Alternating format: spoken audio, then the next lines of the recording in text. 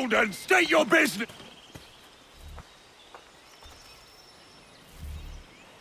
I'm looking for Israel Putnam.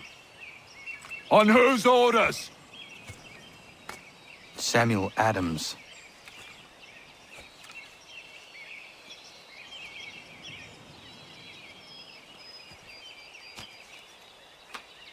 Follow me.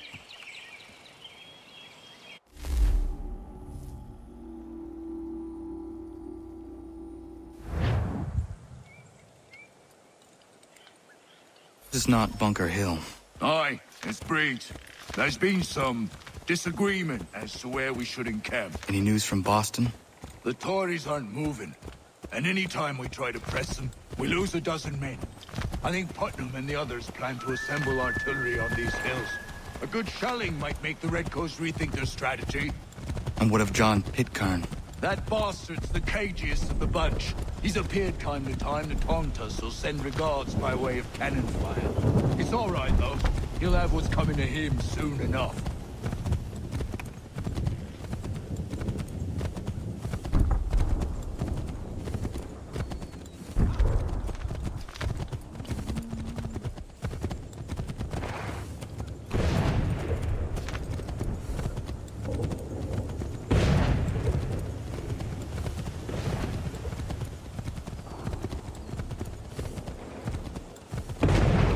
Putnam's just up ahead.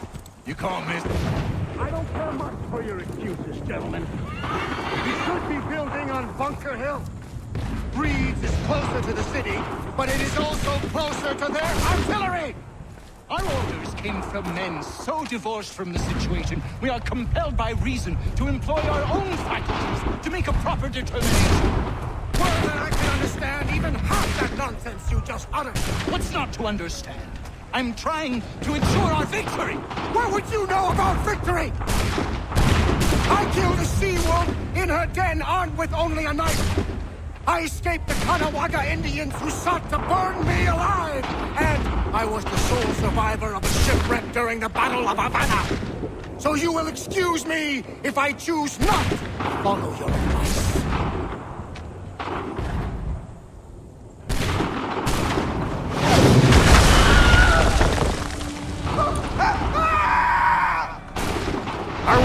Case.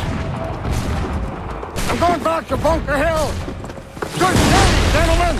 General Putnam. What? I'm looking for John Pitcairn. I was told you would be able to help me find him. He's tucked away inside that city with no reason to leave. As long as that ship continues its assault, we'll never flush him out. But if the ship was silenced?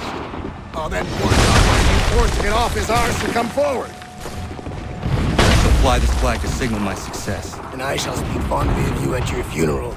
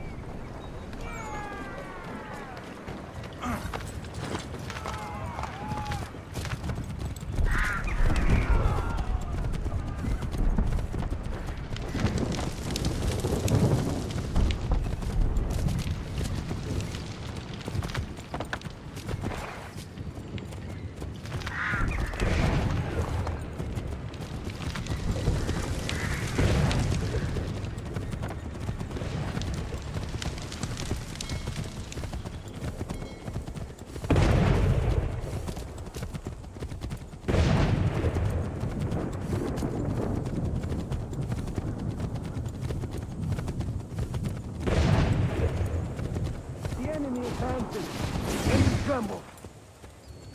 They've better numbers, you say. Better weapons, better training. But I do not fear. And neither should you. For what they have in material, they lack in conviction and care. But not us. We have discipline. We have order. And most importantly, we have passion. We believe. So maintain vigilance. Serve your ammo. Ensure a proper line of sight. And above all else, men, do not fire until you see the whites of their eyes.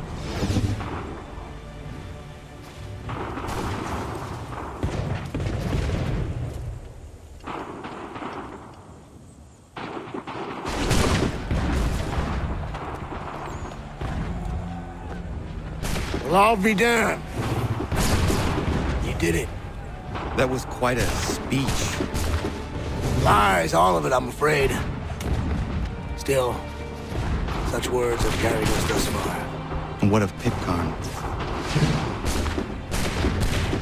He's left Boston, as I said he would, and set up camp on Molten Hill. There's no good way to get at him. Not with that maelstrom brewing down below. I suppose you could circle around a bit, and wait for us to thin their ranks.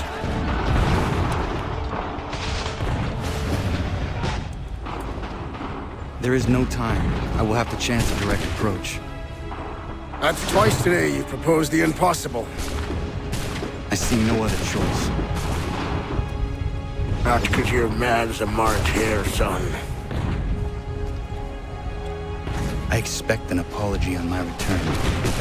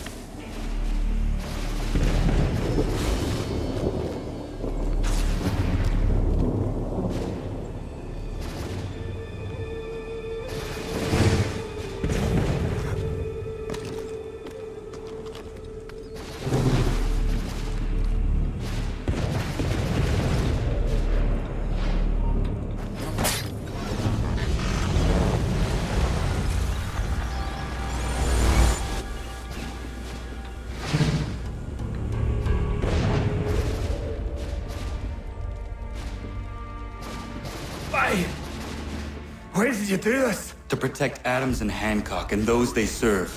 You meant to kill them. Kill them? Are you mad? I wanted only to parley. There was so much to discuss. To explain. You've put an end to that now. If you speak true, then I will carry your last words to them. They must lay down their arms. They must stop this war. Why them and not the Redcoats? Do you not think we asked the same question of the British? These things take time. And it would have succeeded had you let me play my part. Part of the puppeteer. Oh, better we hold the strings than another. No, the strings should be severed. All should be free. And we should live forever on castles in the sky. You wield your blade like a man, but your mouth like a child. And more will die now. Because of that.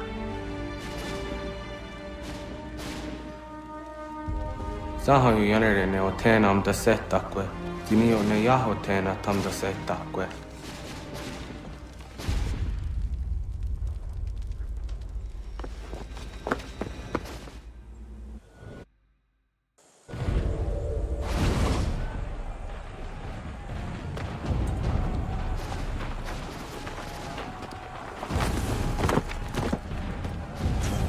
How dare you sneak up on me like that? Why don't you just go out there and just help this camp retreat?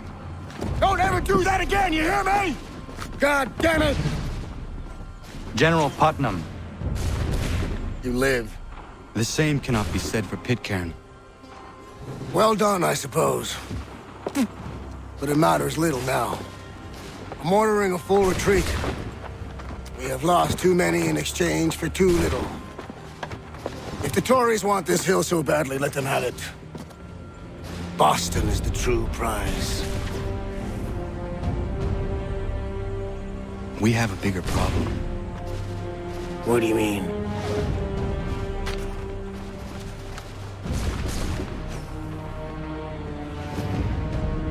This can't be right. It says they plan to murder Washington.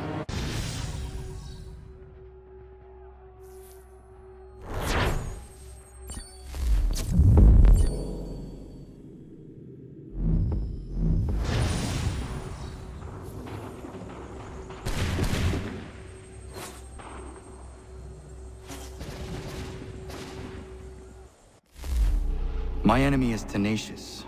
When money failed them, they took to force. But I have slain Johnson and Pitcairn both, ending their plots.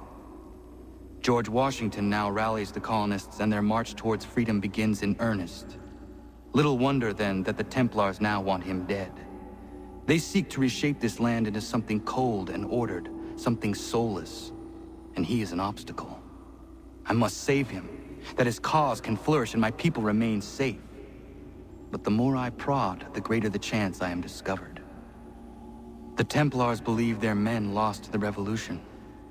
In their eyes, the assassins are gone and scattered, no longer a threat. But I fear they will soon discover the truth, and me along with it. I must tread carefully. How fares the hunt, Connor? There is progress, but I worry it is not enough. You must strike where you need it most. What if you pursued Charles Lee and your father? What then of Paul Revere and the soldiers at Lexington? Soldiers? There were no soldiers in those towns, only men and women who were forced to defend themselves. Is this not why you fight? To protect your people? Your struggle is the colonists' struggle. In helping one, you help the other.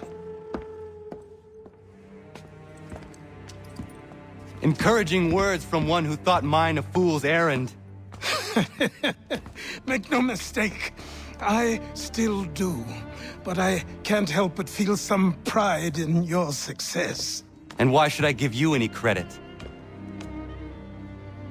Then don't.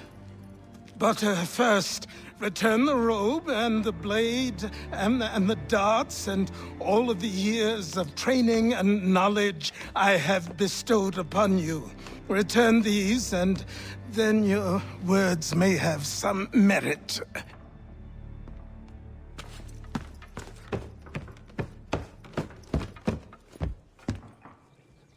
Or you could just admit that you are wrong. Oh, child, please, you've killed 2 men. One more salesman than soldier. You're gonna have to try a lot harder than that to impress me. Is that so, old man? Or perhaps we should step outside. I will gladly demonstrate how easily I could trounce. Connor, this is Benjamin Talmadge. His father was one of us, no need for secrecy. I think he has something he wants to say. Achilles tells me you've uncovered a plot to murder the Commander-in-Chief. Yes, but I have only false starts and dead ends to show for it. Not anymore, my friend. Thomas Hickey's your man, and I aim to help you catch him. How? I'll explain on the way. You and I are going to New York.